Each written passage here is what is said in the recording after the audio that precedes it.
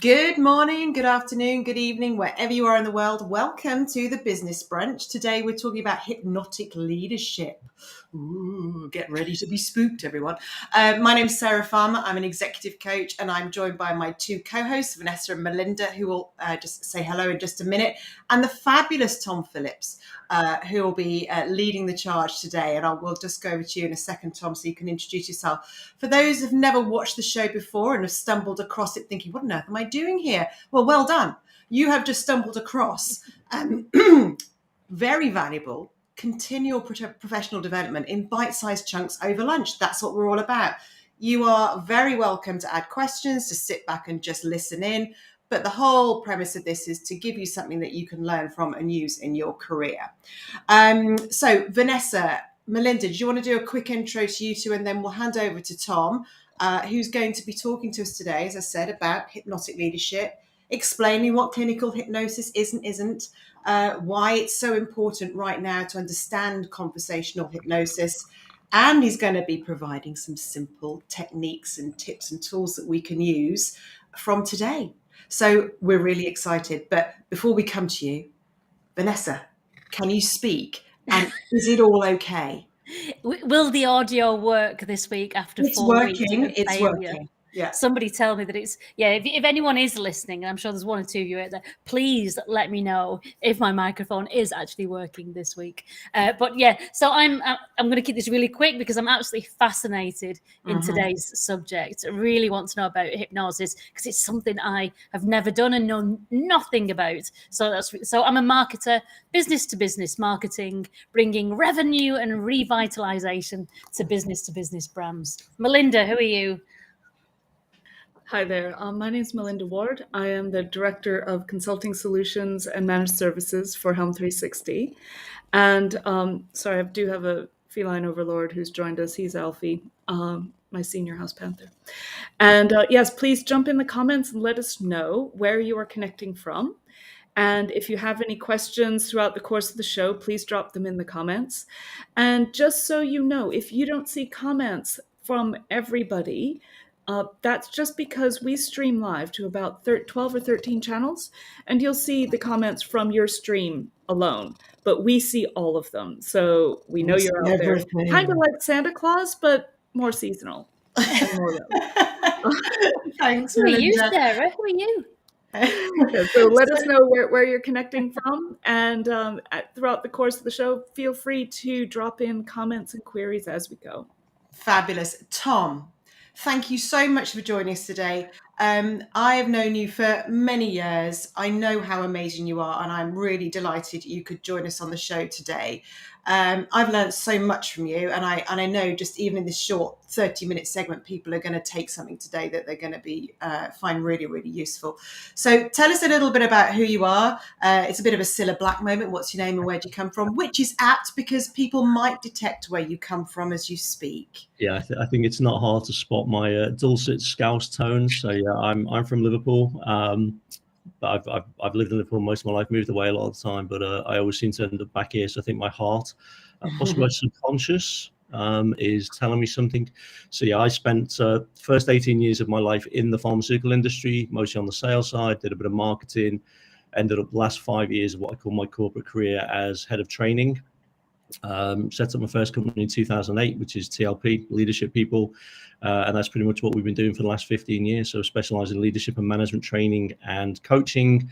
And that can be anything from like a one-day leadership program looking at a specific element of leadership through to the longest program we did was 2 years. That was with pharmacists up in Scotland, which is a lot of, classroom training plus coaching in between. And yeah, I mean, back in, I think 2008, when I set up the company, prior to doing that, when I was head of training, I had a lot of companies coming in to me saying that they were an NLP training company or an NLP coach. Yeah. And I was like, okay, yeah, I kind of get it. I know a little bit about it. When I was on the other side of the table and I was talking to heads of training or, HR directors or whatever, so many people said to me, are you NLP qualified? And I was like, what is it with this NLP stuff? So I went off and did my first practitioner course in 2008. Thought, yeah, I can see how this works, how it kind of, helps, particularly with communication. So anybody in sales, leadership and management, pretty much anybody who, has to talk to anybody else as part of their business or daily life, it works. And then over the years, kind of got more and more badges. So became a business practitioner, master practitioner. Went off and did my training in America with one of the co-creators, Dr. Richard Bandler. So I started running my own training courses. Then actually got invited onto a mentorship with Richard. So I had the man himself as my mentor for a year, which is pretty special. So I am the only UK-based trainer of NLP that's been trained and mentored by the man himself. And through that, got interested in and introduced to clinical hypnosis as well, because the two work together in the way that they work with the subconscious. One of Richard's kind of right-hand people in the UK, a lady called Tina Taylor. I had her as a mentor for a year after I worked with Richard.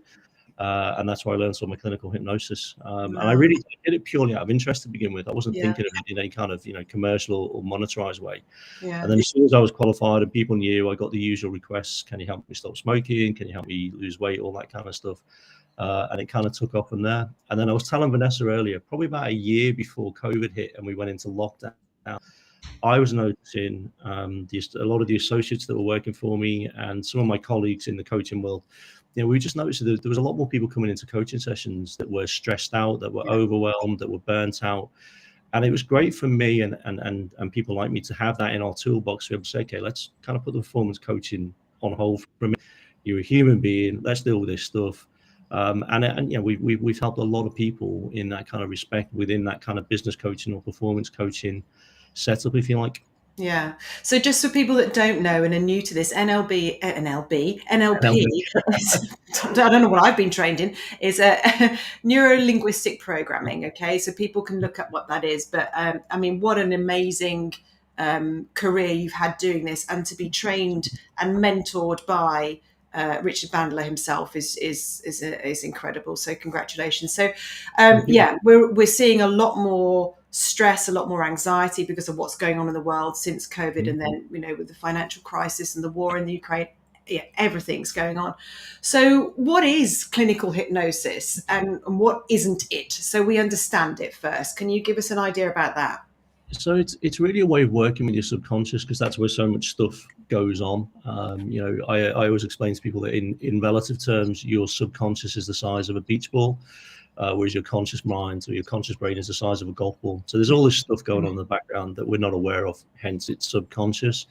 And a good clinical hypnosis practitioner or hypnotherapist will be able to kind of work with that, because we've got all this stuff going on that we're not even aware of. And sometimes that's good stuff, so we have I talk about strategies. So you have strategies for happiness, relaxation, confidence, all those kind of the good things that you want in your life. But you also have strategies for the unhelpful things like stress, like anxiety, like post-traumatic stress, like phobias, like imposter syndrome, which I kind of know is a big thing for you, Sarah. So if we can tap into that, we can work out what the good programs are. We can run them a lot more frequently, so you're a lot happier, a lot more successful, a lot more confident. But just like any computer program, or any strategy, if we can identify the unhelpful ones, we can either delete them or we can change them. And so that's what a good clinical hypnotherapist will do. In terms of what clinical hypnotherapy isn't, there are some very common myths out there. So first of all, you go and see a clinical hypnotherapist like me, you're not going to be asleep, you're not going to be unconscious, you're not going to be out of it.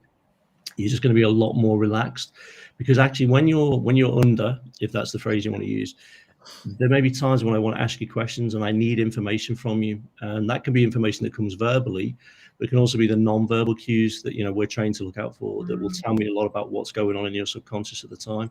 So you're fully aware of everything that's going on. You're just in a much more relaxed state.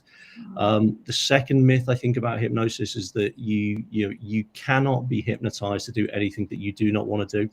One of the primary functions of your subconscious is to protect you. So you cannot be hypnotized to anything you want to do. If you could, if it was that easy, I would have got to know a millionaire many years ago, and I would have hypnotized them to give me all of their money. So we're not going to be like during the show running around clucking like chickens, or only if you want to, Melinda. So this is this point comes up all the time. People say, "Oh, I want to." You would. We can do that, but when you see people go on stage, and this is usually with stage hypnosis, which is very different to clinical hypnosis, those people who stand on one leg and cluck like a chicken, they're happy to do that. So the subconscious doesn't perceive it as a threat, which is why they go and do it. If they weren't happy to do it, they wouldn't do it.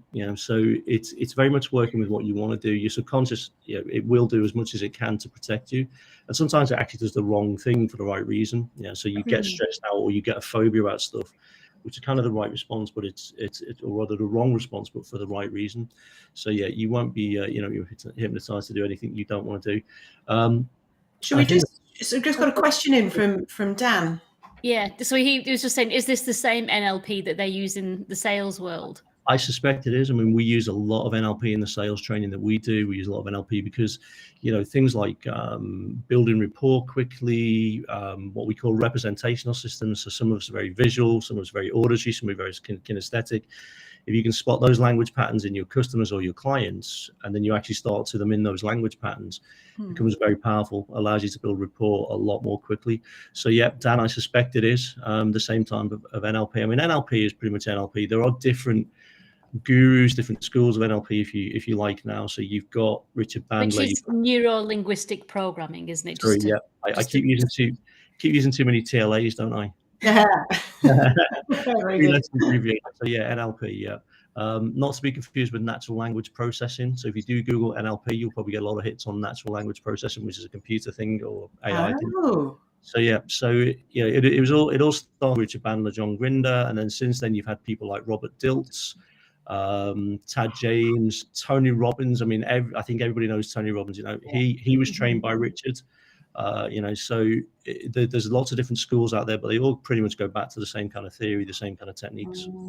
I think a lot of us, when you learn about it and you've been in sales, you realize how much you've learned as a salesperson is actually NLP based, but you're not, like you said, you're not consciously aware of it. You're kind of unconscious to do it. When you become consciously aware of it and can use it in interviews, in sales calls, in meetings, in difficult situations, my goodness, you can become powerful, can't you? So with that in mind, conversational hypnosis is a powerful tool.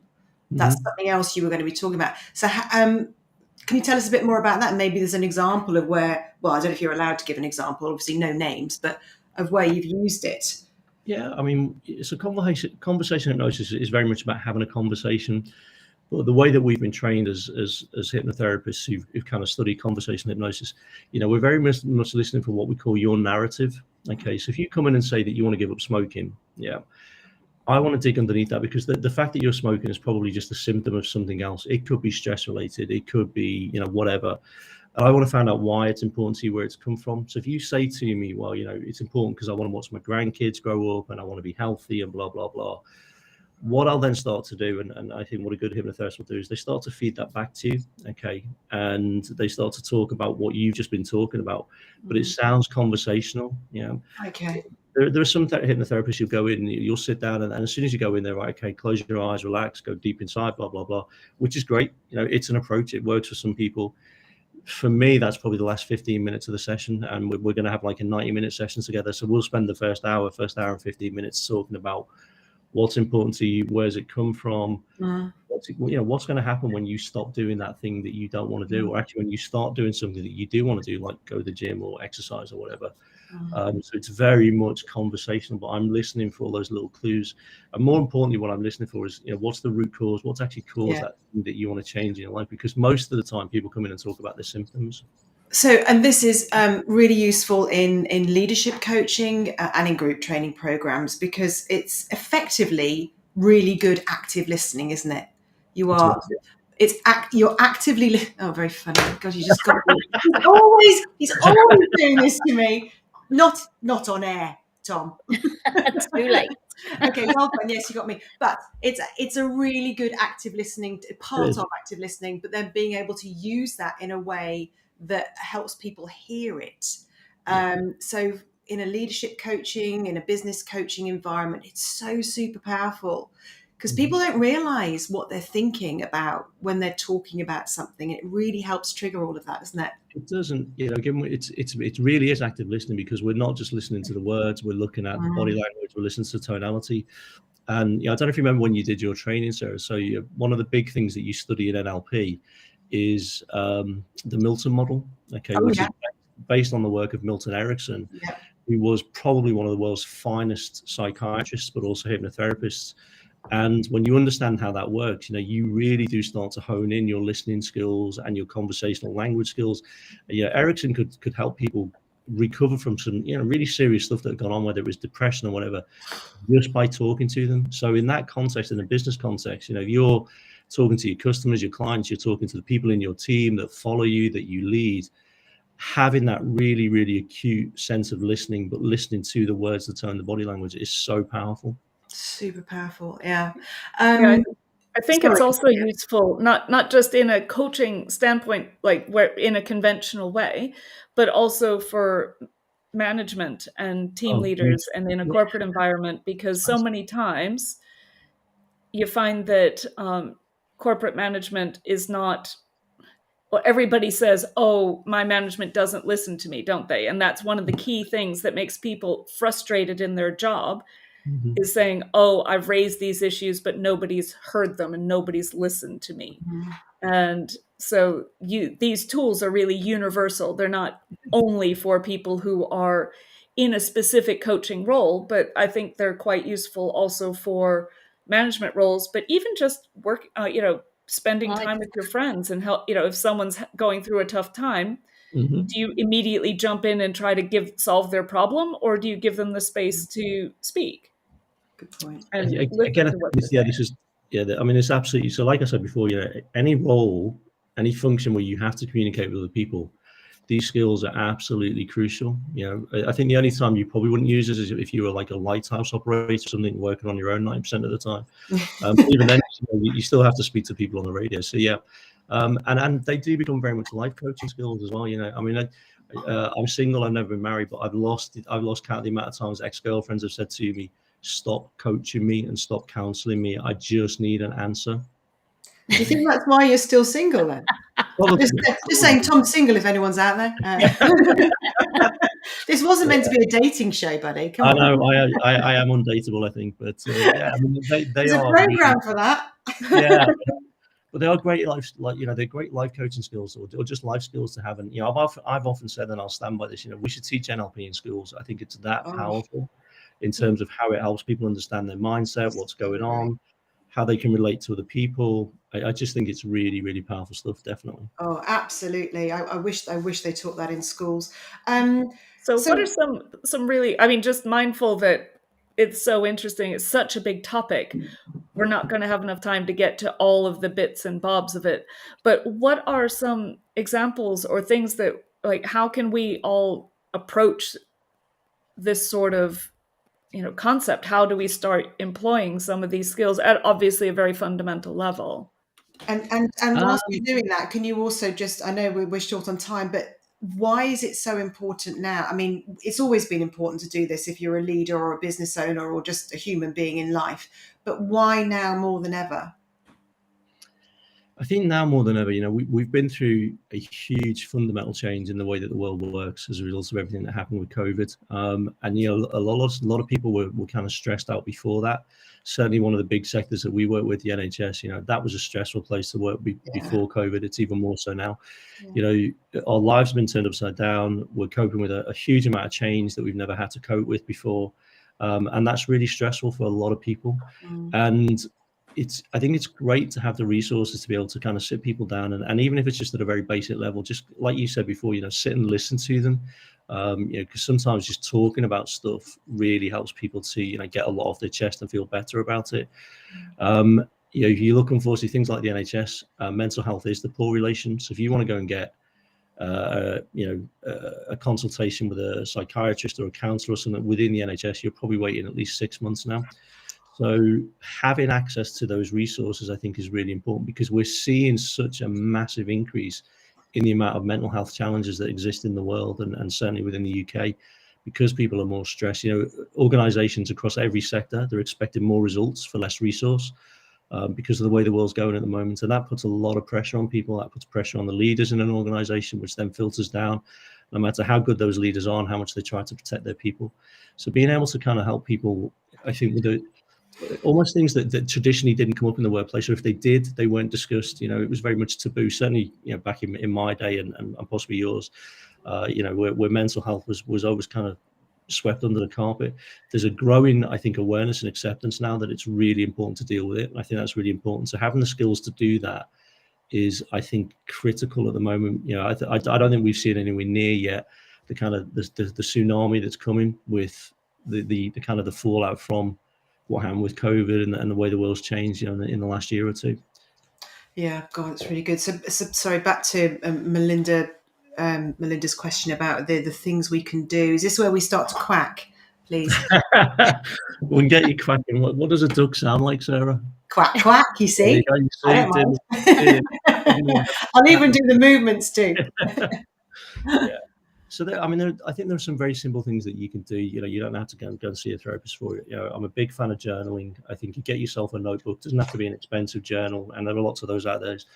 You know, you can write things down, and you can be as explicit as you want to be. You know, you can swear, you can rant, you can just getting it off your chest like that is cathartic. Now, I've been doing this for 30 odd years. It's something I started doing in my early 20s. You know, it's kind of just something that I found very, very beneficial.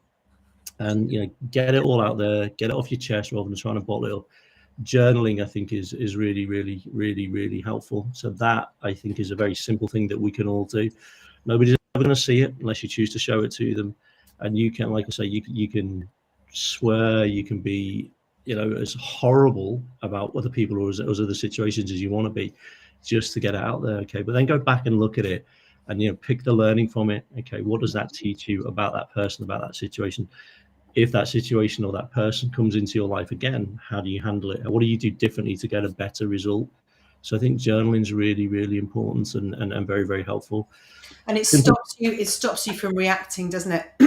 I've done it recently where I reacted to something and I thought, if I go back and deal with this now, it's not going to be good. So I thought about it, I wrote it down, I ended up writing a letter. And I did send it, but it wasn't the letter I'd originally written. That's a great technique, isn't it? You know, we talk about this all the time in business. You know, somebody sends you an email and you're like, oh my God. Yeah, and you start to type a reply straight away. So, you know, if you're going to do that, type the email, go back to 24 hours later, and you, like you say, you probably change it. Yeah. So yeah, and interesting. I mean, there's a technique which is more of a CBT, so cognitive behavioral therapy technique, which is called the ABC technique. So basically, write down, you know, what was the activating event? What caused your reaction? The B is the behavior. So how did you behave in that situation? And the C is change. So what would you change next time around if you had to deal with that situation again? Really simple process, but again, very, very therapeutic. Yeah. Very good. I know, Vanessa, you're a mad keen journaler, aren't you? You've got, or you're good at capturing stuff. I do. You know, I've got my kind of fancy, expensive book. You know, my very planner where, you know, we, you know, assess each month, assess each day, big learnings and all the rest of it. And I find it hugely valuable. So some other comments in the comments. So a LinkedIn user who we don't know says that journaling is good, but how can you ensure nobody sees it? Anna Maria, who's just joined, loves journaling. She says it's been a huge game changer. And she has a challenge for herself to journal daily until her birthday on the 1st of April, if anyone wants to join. And then Danny, it must be Sultan who was the LinkedIn user. There must be some sort of Snapchat for writing, how do you make sure nobody sees it, or you password protect it if it's electronic. There you go. Yeah. Danny being useful as always. If you do it electronically, hopefully you've got it set up. I mean, I sometimes write on my iPad. I've got Notability, which is an app, so I'll sometimes write in there. Hopefully, though, you're gonna keep your journal somewhere safe where people won't read it. And you know, if you're living in a house with a partner and your kids and whatever, hopefully you trust that they're not going to go and read it. Yeah, but if you think that they are, then maybe there's something there you need to address. Good point. So if we can do journaling, what else can we do? Okay, so really simple technique that I'm always keen to share with people because it's a little bit naughty, but it has the right results. Okay, so we talk about a pattern interrupt. We like naughty. Yeah. So anytime my eyes light up. Yeah. Well, anytime you become aware of those negative thoughts, those negative emotions running through your body, and it happens all the time. Because we're very much thinking creatures. Okay. Thoughts pop into our head all the time that we're not aware of. But as soon as you become aware of those negative thought processes, which could be about you, so you're inner critic kicks in, could be about somebody else, could be about a situation. Then I use a very simple but a very effective, what I call a pattern interrupt with people. So as soon as you become aware of those thoughts, there's a simple mantra that you can use. Now, for the sake of being polite, I'm not going to use the word that I normally use, which would be the F word. But I teach people to do this all the time. And I've taught kids to do this. It works really well with kids because it is so naughty. I get permission off their parents first for them to swear. But it's basically a simple mantra, which is shut the truck up. Okay. And you start exactly. So Vanessa, you're laughing already. We haven't even done this. Okay. But this is the result we're looking for, because once you start to do this, as soon as you begin to smile, as soon as you begin to laugh, you change completely your internal physiology. So you start to release all of your happy hormones like dopamine, serotonin, oxytocin. You start to suppress all of your stress hormones like cortisol and adrenaline. Okay. But it's not just enough to say it once. You have to get into that habit of a mantra. Okay. So I reckon the three ladies on the screen, so Sarah, Vanessa, Melinda, you can do this with me. Okay. So we'll start off slowly. We'll see how fast we can go. So you ready? So it's basically shut the truck up and we'll keep repeating it. Okay. So shut the truck up. Shut the truck up.